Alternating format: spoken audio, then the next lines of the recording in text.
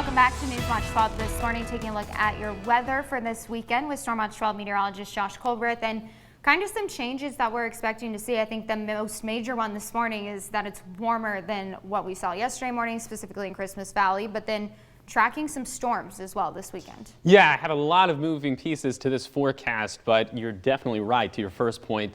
Christmas Valley much warmer this morning as opposed to what we were seeing yesterday morning. It was -1 degree at this time yesterday.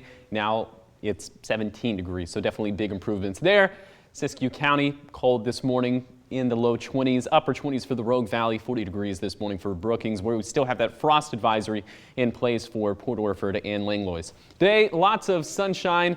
Lots of really mild temperatures. In fact, borderline warm temperatures, as some of us could hit 70 degrees within some of our west side valleys. The clouds will start to increase a little bit throughout the course of the day, and that trend will continue into the overnight hours. And that is ahead of the storm system that will bring us all the active weather over the weekend. And you'll notice those winds starting to pick up there along the coast. They could gust up to 20 miles per hour overnight.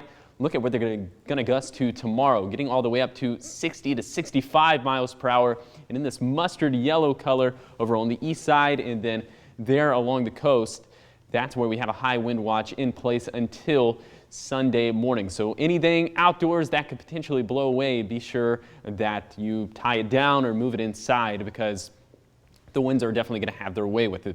Let's time out everything with Stormcast. This is by the time we get into the late morning, early afternoon, all the rain starting to encroach there along the coast. And this system, it's going to be a slow mover throughout the course of the day. It's going to take a while for all of this to get to the west side valleys. This has come time for dinner time on your Saturday night, but I think by the time we get past midnight, it's pretty widespread, seeing rain and snow pretty much everywhere. We'll touch on those snow levels in just a second, but this keeps on keeping on right into Sunday morning.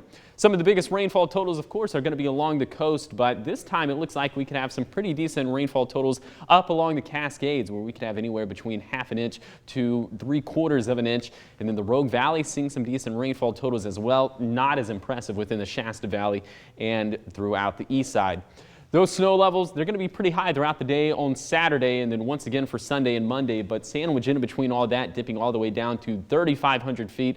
So we could see a little bit in the way of accumulations on some of these passes down into Siskiyou County. Take things slow on the roadways on Sunday morning. The same thing for those passes on Oregon 140. And then it's going to be the Cascades where we'll continue to see the most snowfall, as you would expect. 3 to 4 inches there at the Diamond Lake Junction, and then even Siskiyou Summit could see anywhere between a trace to an inch. Those past conditions, like you just saw, they're going to be pretty treacherous as we head into Sunday morning, but thankfully those snow levels are going up as we get into Monday and Tuesday, and rain chances going way up as well, as the chances for an atmospheric river at this stage in the game are looking pretty good.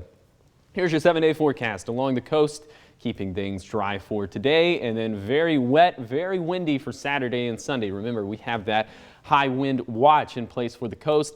I wouldn't be surprised if we got a high wind watch for the Shasta Valley as well, or at the very least a wind advisory. It's going to be very windy there, but there is a high wind watch for the east side, northern and eastern Klamath County, for Lake County as well, as those winds could gust up to 65 miles per hour coming out of the south and southwest. For the mountains, also very windy up there as well. Again, those past conditions probably going to be a little bit slippery Sunday morning, but snow levels raising up as we get into Monday and Tuesday. And then for the Rogue Valley, I wouldn't be surprised if we got a wind advisory here as well, as some of those winds could gust up to 30, 40 miles per hour.